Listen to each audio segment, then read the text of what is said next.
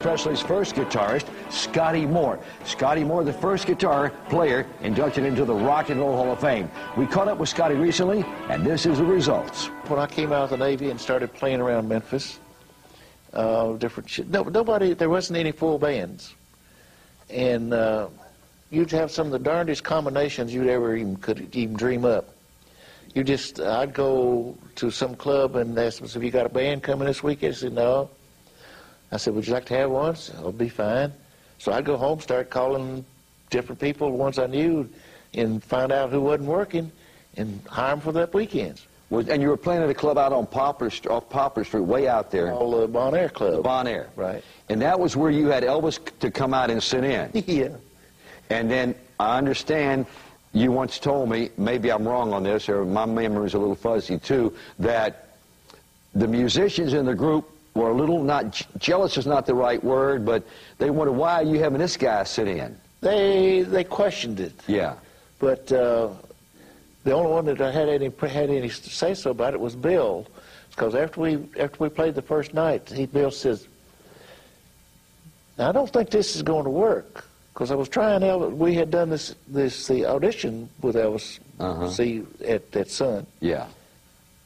And he says, "I don't think this is going to work out because you're not taking a break. We're just planning to play straight through."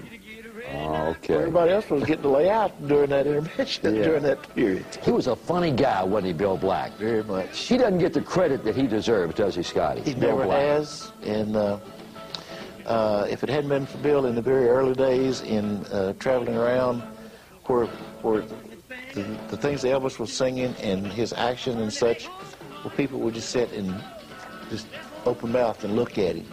And Bill would start with upright bass. He would start clowning and drop the bass down and ride it and beat it and just do everything in the world and get the crowd worked up. And once he did, well, then Elvis would have had him in the palm of his hand. Yeah. And Elvis didn't mind, did he? That was one of the good things about Elvis, Scotty. I noticed he didn't mind not stealing the show from him because it was impossible to do that, but he didn't mind if you guys pitched in because he was looking for help on stage. True entertainer. He knew we were there that all of us was there to entertain the people. Because, Scotty, you know, Elvis did it opposite, really. Most guys get a little three-piece band, and they go work this club and that club, and they'll work the PTA meetings, and they'll work this home and that home for free to get the experience, and then they got a little group together, and they go in and try to audition at a record company. But Elvis did it the other way around. He didn't have a band, did he, when he came to your house that time? Nothing. Did you think that was unusual? Well, I thought about that a lot. His feeling, the way he felt music, and doing even gospel music, he felt it in a little bit different way than the norm. And being a little bit out of the norm, nobody wanted to hire him to play or come out and sing, even in clubs. Yeah. And I think he was suppressed in that way.